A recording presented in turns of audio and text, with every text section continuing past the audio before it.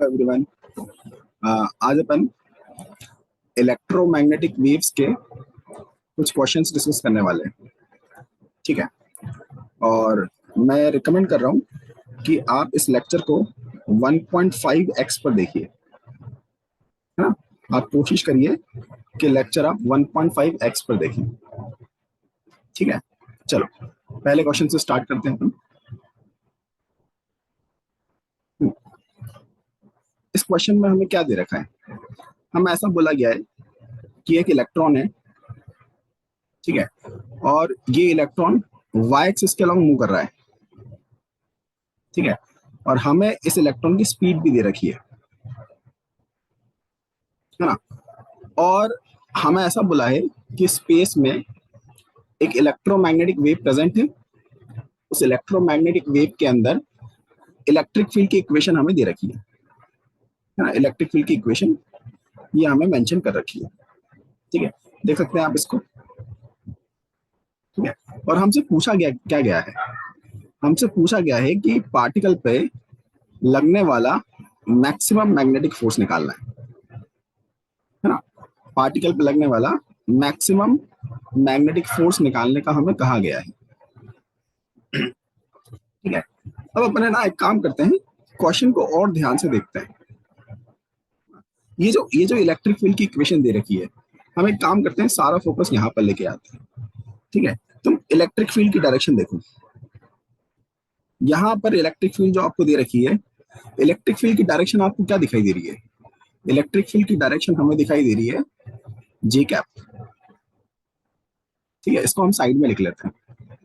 ठीक है, यहाँ पर आप देखो, जो साइन का फंक्शन लिखा हुआ है, साइन के फंक्शन के अंदर जो वैल्यूज लिखी हुई है ना, उससे हम क्या कर सकते हैं?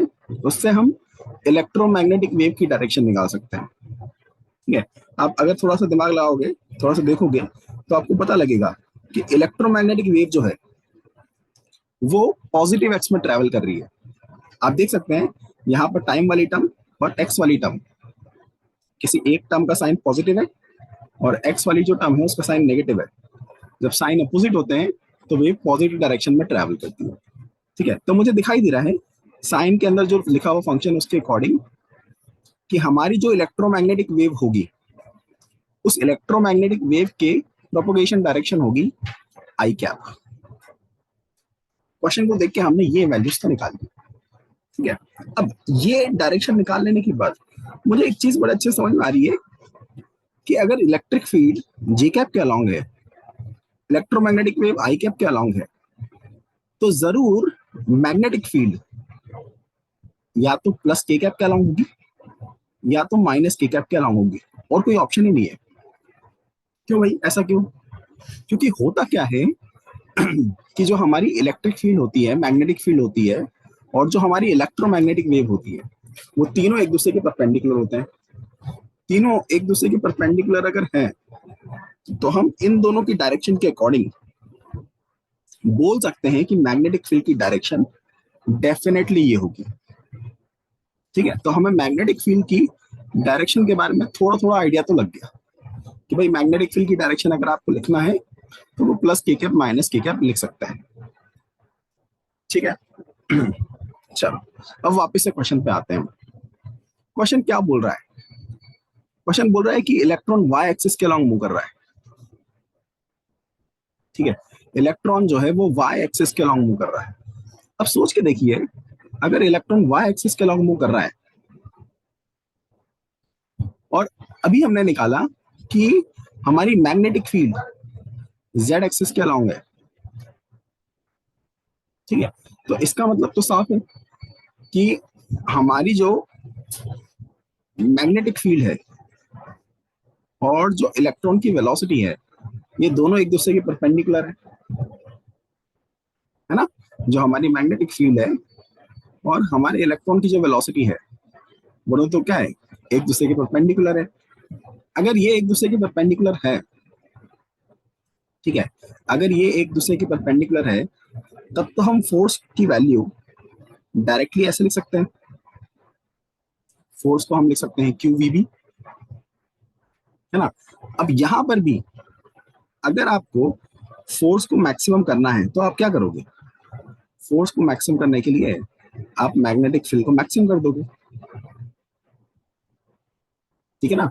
अब क्वेश्चन अगर आप देखोगे तो आपके पास पार्टिकल जो है वो इलेक्ट्रॉन है, मतलब आपको चार्ज पता है, आपको उस पार्टिकल की जो वेलोसिटी है वो वेलोसिटी दे रखी है, वेलोसिटी पुट कर देंगे।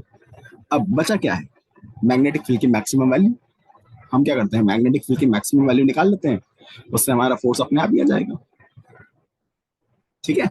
अब मैग्नेटिक फील्ड की मैक्सिमम वैल्यू कैसे निकालेंगे, ठीक है। तो एक छोटी सी प्रॉपर्टी होती है कि अगर आप इलेक्ट्रिक फील्ड की मैक्सिमम वैल्यू उठाओगे और मैग्नेटिक फील्ड की मैक्सिमम वैल्यू लोगे, ठीक है, तो उन दोनों का रेशियो स्पीड ऑफ लाइट के बराबर होता है। अब क्वेश्चन में देखो, आपको इलेक्ट्रिक फील्ड की मैक्सिमम वैल्यू 30 दे रखी है, तो आपको इलेक्ट्रिक फील्ड की मैक्सिमम वैल्यू पता है, ठीक है। आपको स्पीड ऑफ लाइट भी पता है, तो यहां से क्या होगा, यहां से मैग्नेटिक फील्ड की जो मैक्सिमम वैल्यू है वो तो बड़े आराम से आ जाएगी। अगर मैग्नेटिक फील्ड की मैक्सिमम वैल्यू आ गई तो आप यहाँ पर पुट कर देना, है ना। यहाँ पर पुट करने से फोर्स की जो मैक्सिमम वैल्यू है वो मैक्सिमम वैल्यू भी आराम से आ जाएगी, ठीक है।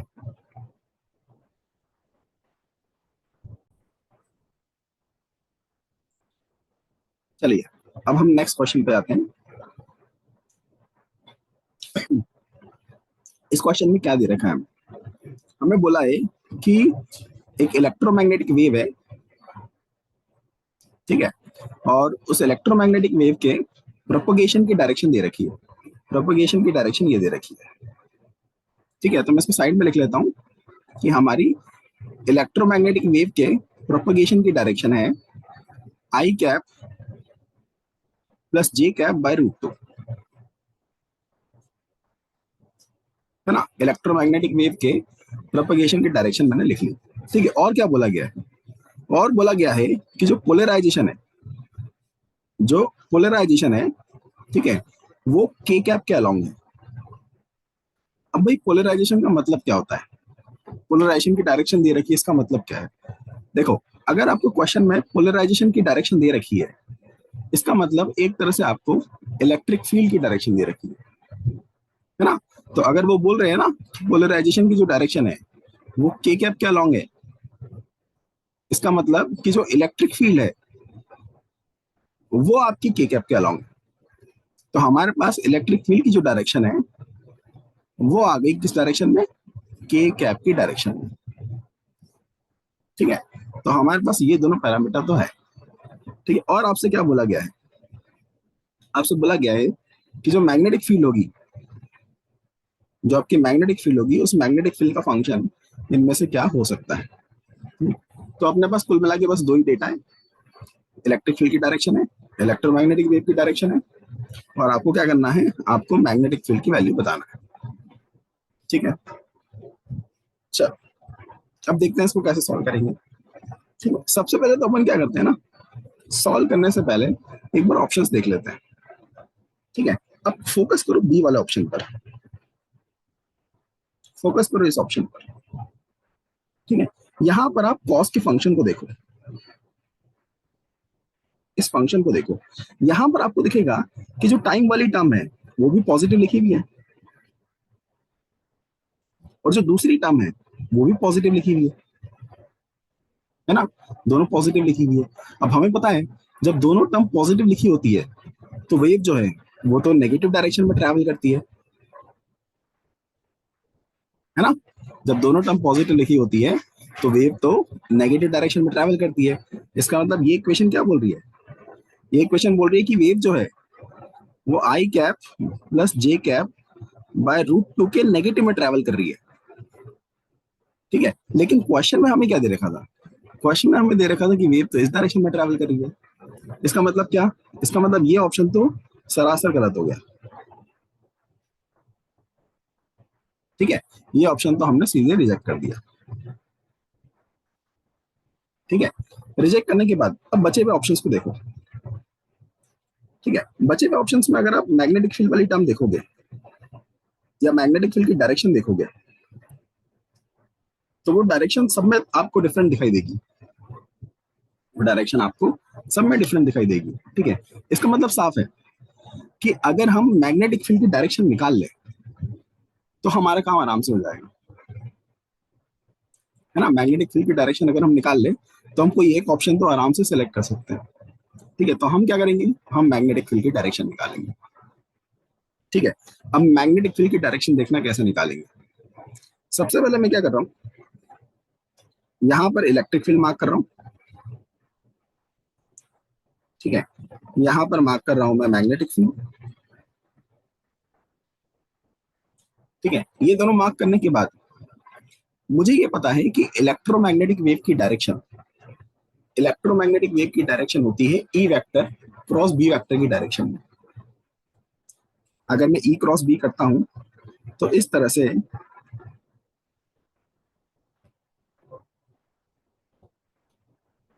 मुझे इलेक्ट्रोमैग्नेटिक वेव की डायरेक्शन मिल जाएगी। ठीक है ना, इस तरह से मुझे इलेक्ट्रोमैग्नेटिक वेव की डायरेक्शन मिल जाएगी। अब देखिए, यहाँ पर क्वेश्चन में हमें क्या दे रखा था, क्वेश्चन में हमें जो इलेक्ट्रिक फील्ड है उसकी डायरेक्शन तो दे रखी थी। ठीक है, साथ में जो इलेक्ट्रोमैग्नेटिक वेव है उसकी भी डायरेक्शन में क्वेश्चन में दे रखी थी। अब क्या इस डिटेल से मैं मैग्नेटिक फील्ड की डायरेक्शन निकाल सकता हूँ? बिल्कुल निकाल सकते हैं। ठीक है, अगर आप इलेक्ट्रोमैग्नेटिक वेव की डायरेक्शन का क्रॉस प्रोडक्ट करते हैं किसके साथ, इलेक्ट्रिक फील्ड के साथ, तो आपको अपने आप ही मैग्नेटिक फील्ड की डायरेक्शन मिल जाएगी, है ना। तो आपको क्या करना है, जो इलेक्ट्रोमैग्नेटिक वेव की डायरेक्शन है वो लेना है, इलेक्ट्रिक फील्ड जो है उसकी डायरेक्शन लेना है, दोनों का क्रॉस प्रोडक्ट कर लेना है। दोनों का क्रॉस प्रोडक्ट करते ही आपकी मैग्नेटिक फील्ड की डायरेक्शन आ जाएगी, और मैग्नेटिक फील्ड की डायरेक्शन आ जाने के बाद आप ऑप्शन से मैच करवा देना। ठीक है, तो आपका रिक्वायर्ड आंसर बड़े आराम से आ जाएगा। ठीक है, चलो नेक्स्ट सवाल देखते हैं हम। इस सवाल में क्या दे रखा है, हमारे पास एक इलेक्ट्रोमैग्नेटिक वेव है और उसमें इलेक्ट्रिक फील्ड की जो इक्वेशन है वो ये दे रखी है हमें,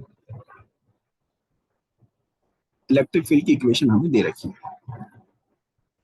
ठीक है, फिर हमें बोला गया है कि एक पॉजिटिवली चार्ज पार्टिकल है, वो इस पोजीशन पे प्रेजेंट है। ठीक है, उस पार्टिकल की वेलोसिटी भी दे रखी है हमें, और हमसे पूछा गया है कि उस पार्टिकल पे लगने वाला फोर्स बताना है, फोर्स बताना है हमें। ठीक है, चलिए देखते हैं अपन क्वेश्चन को सॉल्व करते हैं। यहां पर भी आप थोड़ा सा ऑब्जर्व करो, यहां पर आप देखो कि पार्टिकल की वेलोसिटी कहां दे रखी है, पार्टिकल की वेलोसिटी इस डायरेक्शन में दे रखी है। ठीक है, पार्टिकल की जो वेलोसिटी है वो आपको दे रखी है वी नॉट की कैप। ठीक है, इसके बाद अब आप ऑब्जर्व करो कि इलेक्ट्रोमैग्नेटिक वेव किधर ट्रैवल करेंगे।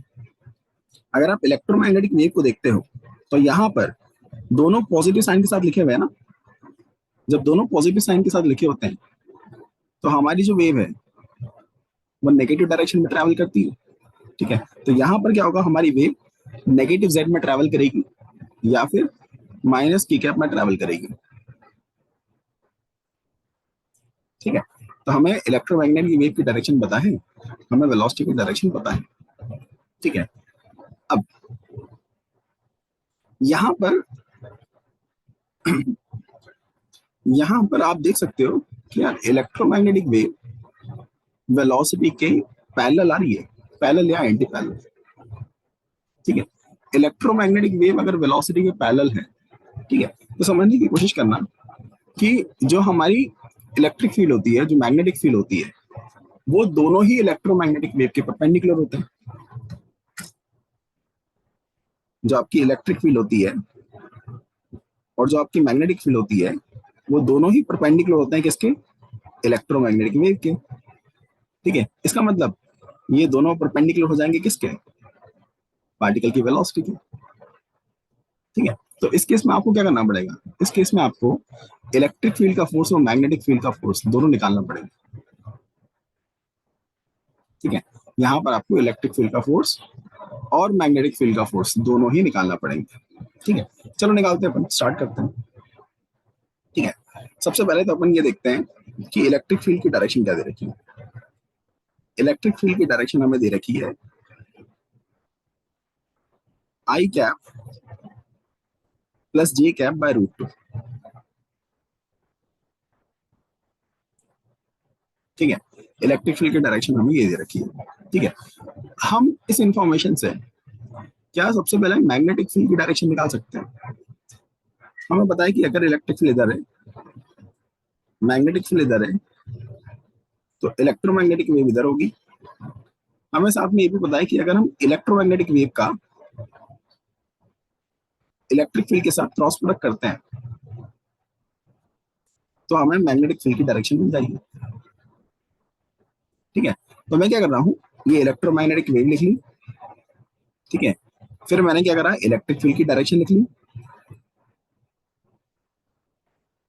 अब मैं दोनों का क्रॉस प्रोडक्ट कर रहा हूँ, दोनों का क्रॉस प्रोडक्ट करने से जो मैग्नेटिक फील्ड है उसकी डायरेक्शन आ जाएगी। ठीक है, पहले तो वो डायरेक्शन निकाल लेते हैं। ठीक है, यहाँ पर मल्टीप्लाई करते हैं एक एक करके। ठीक है, तो माइनस लिखे रहने देते हैं। के कैप क्रॉस आई कैप करोगे अगर आप, है ना, के कैप क्रॉस आई कैप करोगे आप, तो आंसर आता है जे कैप। ठीक है, तो यहाँ पर पहली टर्म आ जाएगी जे कैप। ठीक है, फिर वापस से माइनस लिखे रहने देते हैं। अगर आप के कैप क्रॉस जे कैप करते हो, के कैप क्रॉस जे कैप करने से आंसर आता है माइनस का आई कैप। के कैप क्रॉस जे कैप करने से आंसर आता है माइनस का आई कैप। ठीक है, तो वो माइनस और ये माइनस प्लस हो जाएगा। ठीक है, ये आ जाएगी आपकी मैग्नेटिक फील्ड की डायरेक्शन। ठीक है, आप ये अपने हिसाब से क्रॉस प्रोडक्ट कर सकते हो, आसान सा है। ठीक है, तो अभी हमने क्या करा, मैग्नेटिक फील्ड की डायरेक्शन तो निकाल ली। ठीक है, मैग्नेटिक फील्ड की डायरेक्शन निकाल लेने के बाद क्या मैं मैग्नेटिक फील्ड का फंक्शन लिख सकता हूँ। मैग्नेटिक फील्ड का अगर मुझे फंक्शन लिखना है तो सबसे पहले मुझे चाहिए होगी मैग्नेटिक फील्ड की मैक्सिमम वैल्यू। ठीक है, मैग्नेटिक फील्ड की मैक्सिमम वैल्यू कैसे निकालते हैं।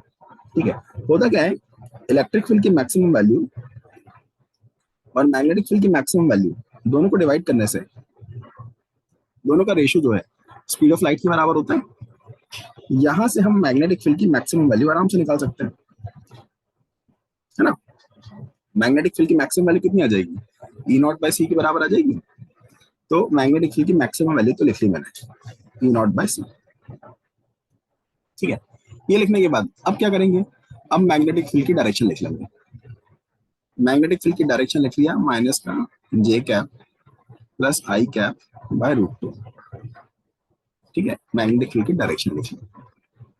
ठीक है, इसके बाद हमें ये बताएं कि जो इलेक्ट्रिक फील्ड होती है और जो मैग्नेटिक फील्ड होती है उनका फेस सेम होता है। दोनों का फेस सेम होता है। दोनों का फेस सेम होने का मतलब क्या, दोनों का फेस सेम होने का मतलब ये है कि साइन कोसाइन की जो फंक्शंस है वो दोनों के आइडेंटिकल बनेंगे। तो इलेक्ट्रिक फील्ड के अंदर फंक्शन था कॉस के साथ के जेड प्लस ओमेगा टी। तो फेस सेम होने की वजह से मैग्नेटिक फील्ड का भी फंक्शन सेम आएगा। ठीक है, तो हमने क्या करा, यहाँ से मैग्नेटिक फील्ड का पूरा फंक्शन निकाल लिया। ठीक है, अब एक बार आपके पास मैग्नेटिक फील्ड का फंक्शन है तो आप क्या कर सकते हो, आप ये कोऑर्डिनेट पुट कर सकते हो, टाइम की वैल्यू पुट कर सकते हो। ठीक है, उससे आपकी मैग्नेटिक फील्ड आ जाएगी, उससे आपकी इलेक्ट्रिक फील्ड आ जाएगी। अगर आपके पास ये दोनों है तो आप पार्टिकल पे लगने वाला जो फोर्स है